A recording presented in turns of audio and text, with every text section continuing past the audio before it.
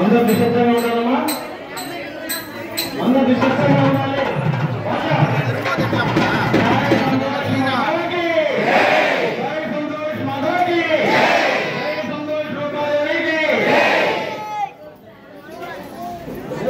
దయచేసి మాట్లాడుతూ సైలెంట్గా ఉండాలి, మౌనంగా ఉండాలి.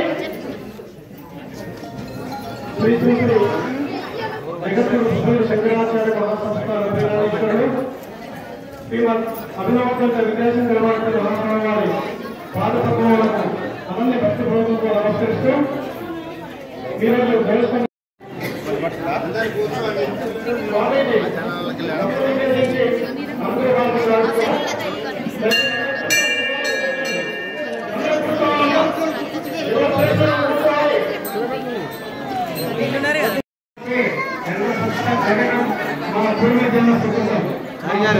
फोन इनका दिया चारिगार अपने सारे फोन इनका दिया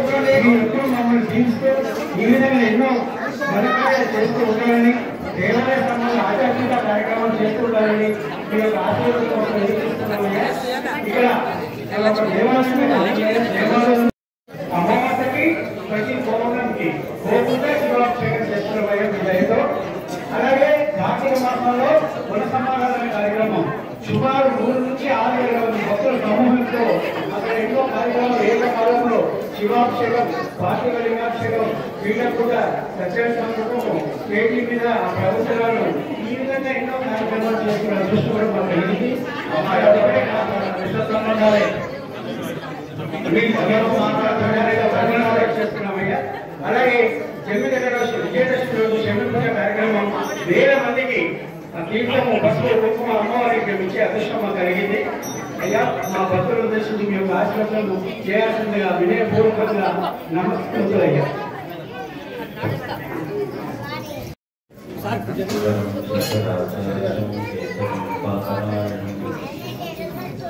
ఎవరు మాట్లాడతారు?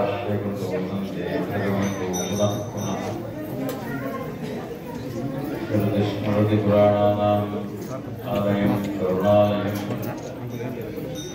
నమామి భగవత్పాదశంకరం లోకశంకరం సత్యజ్ఞానసుఖస్వరూపమలం క్షీరాబ్ధిముక్తిస్థితం యోగారూఢమతిప్రసన్నపదం ఘోషాసహస్రోద్వరం రక్షం చక్రపినాకసాభయకరాన్ విభ్రాణపద్గచ్చతి క్షత్రీభూతమణీంద్రమిందుధవళం లక్ష్మీంద్రసింహం భజే నారాయణ సమారంభాం వ్యాసశంకరమధ్యమా. అందరూ కూడా చెప్పండి. శ్రీరామ జయ రామ రామ శ్రీరామ జయ రామ జయ జయ రామ శ్రీరామ జయ రామ జయ జయ రామ.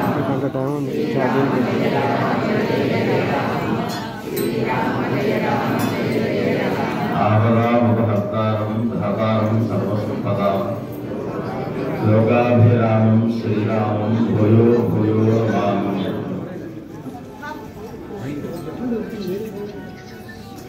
ఏ ఆపదలైనా గట్టెక్కించేటువంటి సకల సంపదలని పొందేటువంటి లోకాభిరాములైనటువంటి పట్టాభిరాముల యొక్క పాదాలకు నమస్కరిస్తూ ఈరోజు మన హిందూ ధర్మం నిలబడుతుంది అంటే అది కేవలం అయ్యా మీరు మాట్లాడేటువంటి మనం నడపగలుగుతున్నాము అంటే అది కేవలం రామనామం, కృష్ణనామం వలన మాత్రమే. ఇది ప్రతి చిన్నారుల దగ్గర నుంచి పెద్దల దగ్గర వరకు కూడా అర్థం చేసుకోవలసినటువంటి విషయం. మనం ఉత్సాహంతో రామనామాన్ని చెప్పటం లేదు, ధర్మాన్ని కాపాడటానికి రామనామం చెప్పటం లేదు. ధర్మం గురించి మేము ఏమీ చేయలేకపోతున్నాము అనేటువంటి మానసిక ఆవేదన ఉన్నటువంటి వాళ్ళకైనా సరే రామనామాన్ని చెబితే ధర్మం చేసినట్టు. 10 మందితో రామనామాన్ని చెప్పిస్తే, కృష్ణనామాన్ని చెప్పిస్తే ధర్మం చేసినట్టు.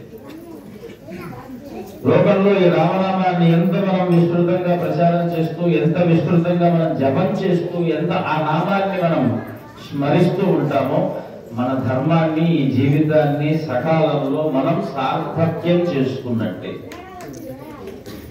కాబట్టి ధ్వజానికి అర్థం ఏమిటి? ధ్వజం ఎందుకు పెడుతున్నాము అంటే ధ్వజానికి వైదికంగా ఎన్ని అర్థములు ఉన్నప్పటికీ కూడా దేవాలయానికి ధ్వజము ఆత్మ. అందుకే ధ్వజస్తంభం లేనటువంటి దేవాలయం దేవాలయం కాదు. మూర్తి శిలామూర్తి. అక్కడ ఆ రాతికి ఏ మూర్తి చెక్కినప్పటికీ కూడా రూపం వస్తుంది. 2 ప్రధానమైనటువంటివి. ఒకటి ధ్వజస్తంభం, 2 గోపురం. కాబట్టి గోపురం అంటే మనం ఏమంటాం? శిరోభాగం అంటాం. ధ్వజస్తంభాన్ని నాభిభాగంగా పిలుస్తాం. అంటే విశ్వమాత అయినటువంటి ఈ యొక్క లోకము, విశ్వమంతా కూడా తన శక్తిని ధ్వజస్తంభం ద్వారా దేవాలయానికి ప్రసరింపజేస్తుంది. అందుకే దారిలో వెళ్ళేటప్పుడు నిజమైనటువంటి దైవ దర్శనాదేవ తత్ర దైవ దర్శనం ఆ దైవ దర్శనస్య ఫలం ఆప్నోతి అని మనకు శాస్త్రం చెప్తున్నటువంటి మాట.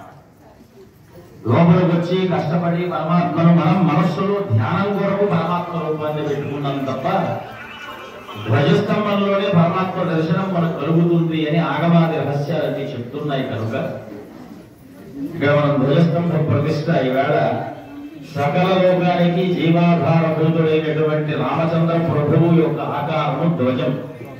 ధ్వజం అంటే విజయానికి చిహ్నం. అందుకే ఆ ధ్వజస్తంభాన్ని చూస్తే మనకేం కలుగుతుంది? ఆపదాం అపహర్తారం ధాతారం సర్వసంపదాం. రాబోయేటువంటి వారు ఏ మతస్థులు కావచ్చు, ఏ కులస్తులు కావచ్చు, ఎవరైనా కావచ్చు, వారు మనల్ని ప్రార్థించాలి అనేటువంటి నిమిత్తం మనకు లేదు. ధ్వజస్తంభము ఎందుకంటే అందులో చెక్క ఉన్నది. ఆ చెక్కలో కూడా మనం మలిచినటువంటి విధానం ఏదైతే ఉన్నదో అది లోకాలన్నిటినీ పోలి ఉన్నటువంటి దర్శన మాత్రం చేత సకల జనాలకు దిగ్విజయాన్ని కలగజేసేటువంటి, ఆత్మస్థైర్యాన్ని కలగజేసేటువంటి, ఆపదలను తొలగించేటువంటిది. కాబట్టి ఆ ధ్వజ ప్రతిష్ట ఈవేళ మనం చేసుకుంటున్నాము అంటే ఆ పరమాత్మ ఆ శక్తిని మనకు ప్రసాదిస్తూ లోకంలో ధర్మాన్ని ఆచరింపచేసేటువంటి ఒకానొక అవకాశం మనకు ధ్వజస్తంభ రూపంలో పునః ఆవిష్కృతులవుతున్నటువంటి పరమాత్మ దర్శనం చేసి ఈవేళ మనం పునీతులం అవుతున్నాం. కాబట్టి ప్రతి ఒక్కరూ ఆత్రపడకండి. ఆపదలు ఎక్కడి నుంచి వస్తాయి? మనస్సు ఆత్రపడటం వల్ల వస్తుంది. దాన్ని శాంతంగా పెట్టుకోవాలి. రామనామం ఎందుకు చేయాలి? మనస్సు వేగపడకుండా ఉండటానికి రామనామం చేయాలి. కృష్ణనామం ఎందుకు చేయాలి? మనస్సు సకాలంలో ఏది మాట్లాడాలో, ఏది ఆలోచించాలో అందుకు కృష్ణనామం చేయాలి. హరినామం ఎందుకు చేయాలి? పెద్దల్ని కానీ పిల్లల్ని కానీ మిగిలినటువంటి వారిని కానీ తెలియక మనం చేసినటువంటి చిన్న చిన్న అపచారముల యొక్క దోషములు పోవడానికి హరినామం చేయాలి. ఈ మూడు కలిపి చేస్తే ఏమవుతుంది? హరే రామ రామ రామ హరే హరే, హరే కృష్ణ కృష్ణ కృష్ణ హరే హరే. చూడండి, జీవిత సార్థక్యానికి కావలసినటువంటి సకల ఫలములు దేని యందు ఉన్నాయి? హరినామ జపం నందు ఉన్నాయి. కాబట్టి హరిశబ్దము చేత సకల దోషములను తొలగించు శ్రీహరి, రామచిత్రము చేత సకల ఆపదల యందు తానే ఉంచు శ్రీహరి, కృష్ణ శబ్దము చేత సకల విజ్ఞాన మేధాశక్తిని సమకూర్చు శ్రీహరి. అందుకొరకు నామము నర్చించు వాడికి శ్రీహరియే సర్వమై ఉండు. నామస్మరణ చేయువాడికి శ్రీహరి సర్వమై ఉండును. ఎక్కడ చూసినా స్తంభంలో దేవతను ఎందుకు చూడాలి? ఒక చిన్న మాట మనం భాగవతాన్ని తలుచుకొని చూస్తాం. మానవావతారం ఎత్తిన మొట్టమొదటి రూపం ఏదైనా ఉన్నది అంటే అది వరాహ నరసింహావతారం. వరాహావతారం ఎక్కడి నుంచి వచ్చింది? భూమిని బద్దలు కొట్టుకొని వచ్చింది. అందుకే కింద భాగం ఎప్పుడు కూడా స్తంభానికి మనం భూమిలో పెడుతున్నాం. మరి నరసింహావతారం ఎక్కడి నుంచి వచ్చింది? స్తంభాన్ని బద్దలు కొట్టుకొని వచ్చింది. అందుకే స్తంభములో కూడా రెండు పరమాత్మను దర్శించడానికి ధ్వజస్తంభం. ఈ స్తంభానికి అర్థం ఏమిటి? ఆ సాక్షాత్తు నారసింహ వపుశ్రీమాన్ కేశవ పురుషోత్తమ. ఏ దేవాలయంలో ఎన్ని దేవతలు ఎన్ని పేర్లతో పెట్టినప్పటికీ కూడా విష్ణు స్వరూపంగా పెట్టేటువంటి ధ్వజస్తంభం లేకపోతే ఆ దేవాలయానికి, ఆ గ్రామానికి చైతన్యం సమకూరదు. కాబట్టి అక్కడ పెట్టేటువంటి ధ్వజస్తంభం నృసింహావతారం. ఆయన ఏం చేస్తుంటాడు? గ్రామాన్నంతా కూడా కాపాడుతూ ఉంటాడు. మరి మిగిలిన తత్వాలలో వాళ్ళకి ఏం మనం అర్థమయ్యేట్టుగా చెప్తాం, అందరికీ అర్థమయ్యేటట్టుగా అంటే చెక్కకున్నటువంటి ఒకానొక గుణం, ఒకే ఒక గుణం ఏమిటి అంటే కాలకం. అంటే జ్వాలను పుట్టించేటువంటి సవిధ ఏదైనా ఉన్నది అంటే ఒకటి ఇంధనాలలో రెండు ఇంధనాలు, ఒకటి ద్రవ్యేంధనం, ఇంకొకటి శుష్క ఇంధనం, కత్తి చెక్క. రెండవది ఈ ద్రవ్యేంధనములు అంటే తైలము, ఆజ్యము, ఇక మిగిలినటువంటి ముడి ద్రవాలతో మనకు అగ్ని పుడుతుంది. ఇవి కాకుండా ఇంకేం లేవు, అవి భూమిలో ఉంటుంది. అవి వరాహ స్వరూపాలు, అవి కూడా అగ్గులే. మరి భూమిపై ఉండేటువంటి కాలదగినటువంటి వస్తువులు ఏమన్నా ఉన్నాయి అంటే ఎండిపోయేటువంటి ఆకులు, అలములు, పుల్లలు, అందరికంటే మీద అవన్నీ కూడా ఎక్కువ శాఖాన్ని పుట్టించలేదు. కానీ మన ఆహారానికైనా ఆవాసానికైనా కావలసినటువంటి ప్రధానమైన దేవతా స్వరూపం ఎవరు? ఈ రోజంటే సిమెంట్లు, ఇటుకలు, ఇసుకలు వచ్చినాయి కానీ ఒకప్పుడు చెక్క ఇళ్ళు, ఆకులతో కప్పబడినటువంటి ఆ పైన పర్ణశాలలే పర్ణశాల. గోడలు అంటే చెక్కలతో కట్టబడినటువంటి గోడలే గోడలు. ఒక చెట్టు, ఒక పరమాత్మ ఎన్ని విధాలుగా చూడు దండం పెడుతున్నాయి.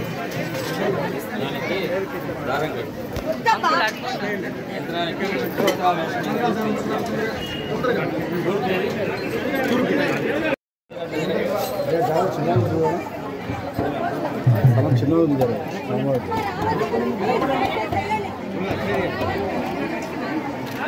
జై శ్రీరామ్, జై శ్రీరామ్, జై శ్రీరామ్, జై శ్రీరామ్.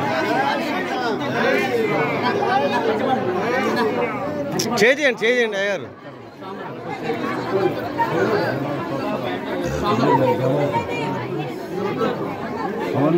జై శ్రీరామ్, జై శ్రీరామ్, జై శ్రీరామ్, జై శ్రీరామ్, జై శ్రీరామ్, జై శ్రీరామ్, జై శ్రీరామ్, జై శ్రీరామ్. శ్రీ శ్రీ శ్రీ జగద్గురు పుస్తక శంకరాచార్య మహాసంస్థాన పీఠాధిపతులు శ్రీమద్ పరమహంస బలవాచార్య అనంత శ్రీ పుస్తక విద్యాసాగర భారత మహాస్వామి వారికి జై. విద్యాసాగర భారత మహాస్వామి వారికి జై. విద్యాసాగర భారత మహాస్వామి వారికి జై. విద్యాసాగర భారత మహాస్వామి వారికి జై.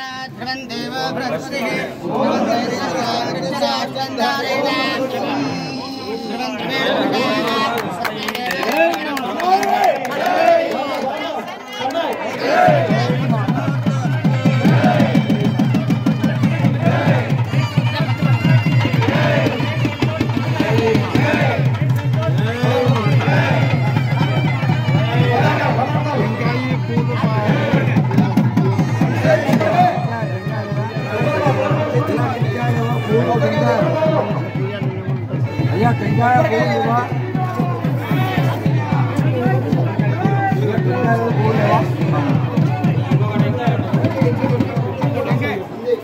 ఏమండి బాబ్జీ గారు,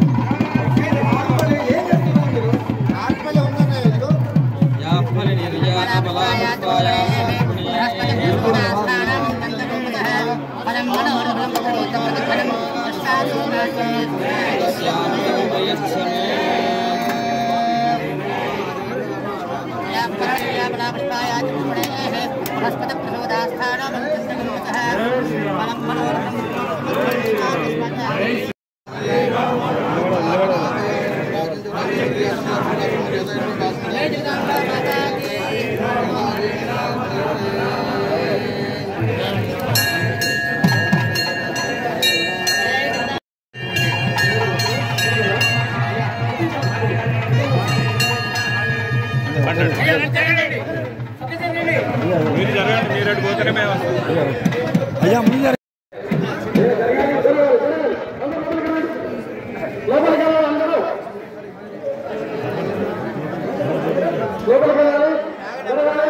మీరు ఆగండి అమ్మ అక్కడి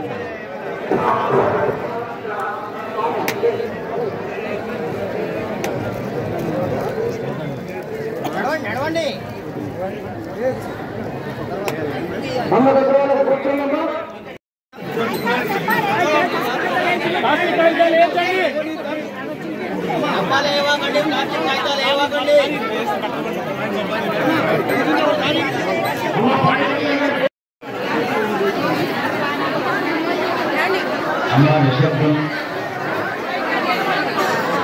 నిశ్శబ్దంగా ఉండండి.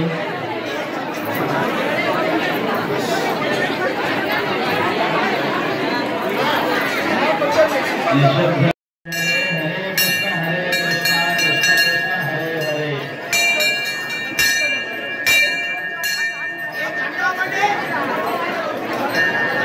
అయ్యా నిశ్శబ్దంగా ఉండమని చెప్పండి. అందరూ నిశ్శబ్దంగా ఉంటారు.